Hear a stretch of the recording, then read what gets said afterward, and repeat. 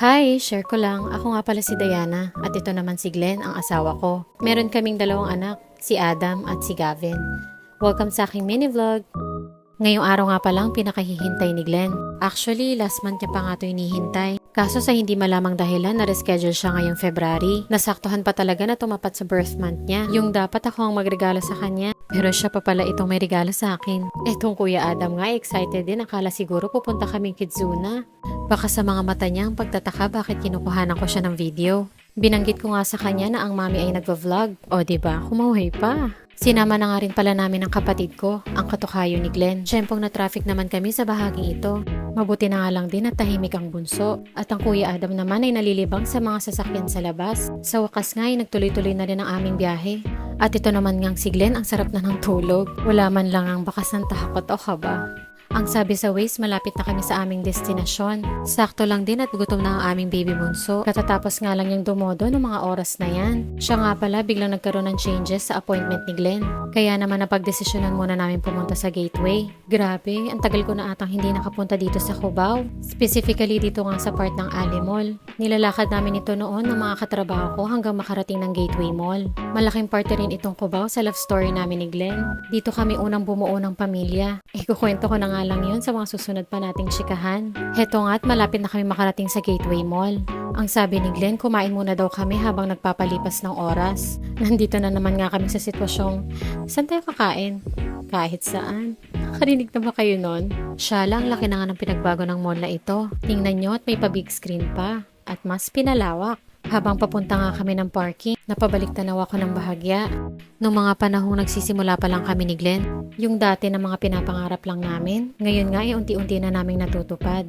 Magpapa-thank you Lord ka na lang talaga. Siyempre, higit pa sa kahit anong material na bagay, mas pinagpapasalamat ko talaga ang pagkakaroon ng malusog at kumpletong pamilya. Hala teka, nasa na nga ba kami? Ito pala at papunta na kami sa bagong building ng Gateway. Mga 10 minutes din ata kami nagpaikot-ikot. Naghahanap nga kami kung saan pwedeng maraming makain si Adam. Si Baby Bunso naman, Mommy's Milk lang, ay solved na. At dito nga kami sa Yoshinoya na padpad. Ito kasing si Adam, paborito niya talaga ang shrimp. Kaya naman, tempura ang in-order namin sa kanya. Kay Daddy Glenn naman ay ramen at chicken karage. Sa amin naman ang kapatid ko ay gyudon with cheese. Sobrang sulit nga dahil lahat masarap. Ito ngang si Adam ay sinasani na namin kumaing mag-isa. Pero may times talaga na hindi maiwasan at kailangan subuan pa. Gusto lang din namin makasiguro na enough pa ang kinakain niya. Ito namang baby bunso mukhang naboboard na. Mabuti na nga lang at to the rescue ang ama. Pabalik na nga kami sana sa appointment ni Daddy Glenn. Kaso itong si Maring BLK nanunukso. Meron pa nga ako isang paborito, yung yaw-yaw. Pero simula na umonti yung serving nila, never na akong umulit pa. Ang madalas kong orderin dito sa kanila ay itong dark side. Medyo konti nga ang pila nila ngayon. Kasi sa ibang branch, blockbuster talaga. At ito na nga ang Daddy Glenn ginagampanan ng pagiging asukal di papa. Char. Naupo nga muna ako dahil napakabigat talaga ang dala kong kuwala.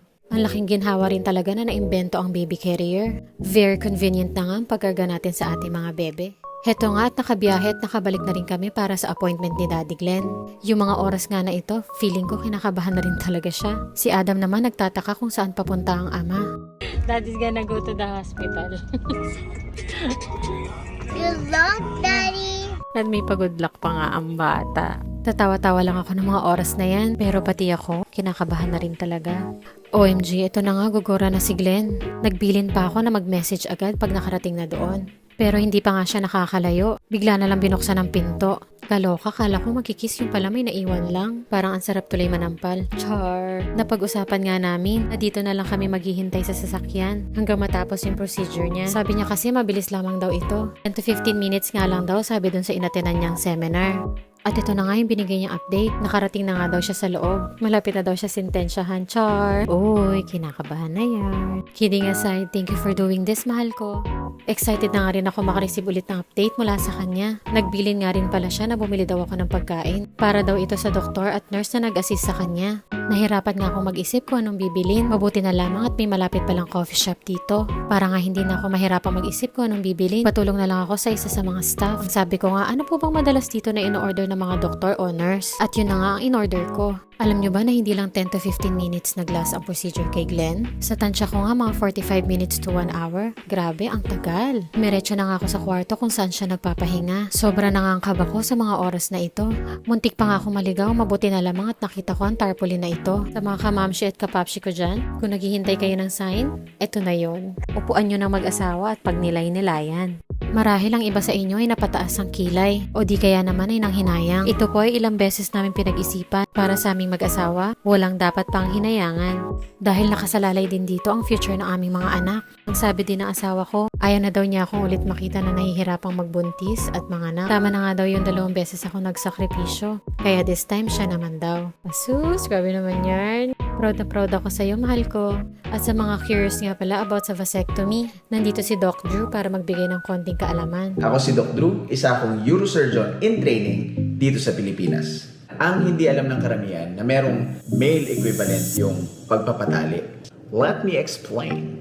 Vasectomy ang tawag kapag puputulin mo yung vas deferens. Pag ginawa yun, effectively pinuputol mo rin yung highway o daluyan ng sperm papuntang ejaculatory duct, urethra, palabas ng katawan. Paano puputulin? Through the scrotum. Sa balat ng bayag mo. Kakapain sa bayag mo yung vas deferens, gagawa ng maliit na hiwa doon, ilalabas yung vas deferens, at puputulin. Tapos, pwedeng lagyan ng clip or tinatalian. Tapos, ibabalik sa loob. Ganun kasimple.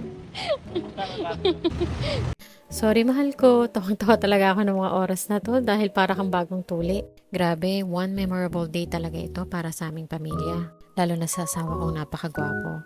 Sa paningin ko. At sa paningin din ng biyanan ko. But in all seriousness, sobrang nagpapasalamat talaga ako sa asawa ko for stepping up for our family. Thank you for your sacrifice, mahal. Saludo para sa mga lalaking kaya magsakripisyo para sa pinakamamahal nila. Hanggang dito na lamang, bye!